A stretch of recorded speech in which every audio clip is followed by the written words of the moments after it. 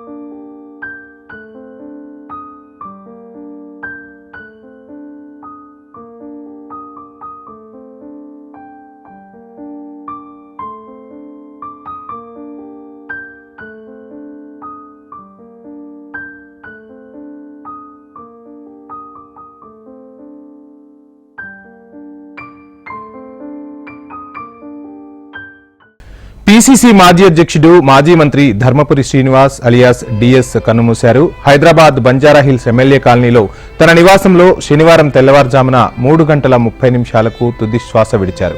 కొంతకాలంగా అనారోగ్యంతో బాధపడుతున్న డిఎస్ శనివారం తెల్లవారుజామున తీవ్ర అస్వస్థతకు గురయ్యారు. వెంటనే ఆయన్ను సమీపంలోని ఓ ప్రైవేట్ ఆసుపత్రికి తరలించారు. అప్పటికే మృతి చెందినట్లు వైద్యులు తెలిపారు. ఇక తండ్రి పార్థివ దేహాన్ని చూసి డిఎస్ పెద్ద కుమారుడు సంజయ్ కంటతడి పెట్టుకున్నారు.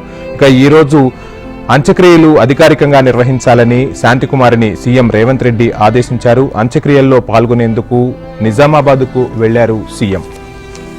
ఇక డిఎస్ ప్రస్తావనాన్ని ఒకసారి మనం పరిశీలిస్తే పిసిసి అధ్యక్షుడిగా అరుదైన రికార్డును సాధించారు డిఎస్. తొలిసారి 2003 ఆగస్టులో పిసిసి అధ్యక్షునిగా నియమితులైన డిఎస్ అప్పటి సిఎల్పి నేత వైఎస్తో కలిసి 2004 ఎన్నికల్లో పార్టీని గెలిపించారు.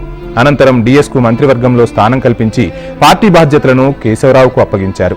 అనూహ్యంగా కేశవరావు రాజీనామా చేయడంతో 2008 మార్చిలో పిసిసి అధ్యక్షుడిగా మళ్లీ డిఎస్కే అవకాశం దక్కింది. డిఎస్ వైఎస్ల ద్వయం 2009 ఎన్నికల్లోనూ కాంగ్రెస్ను మరోసారి అధికారంలోకి తెచ్చింది. నిజామాబాద్ అర్బన్ నుంచి 2009 సార్వత్రిక ఎన్నికల్లో 2010 ఉప ఎన్నికల్లో ఓడిపోయిన డిఎస్ను పిసిసి అధ్యక్ష బాధ్యతల నుంచి తప్పిస్తారన్న ప్రచారం జరిగింది.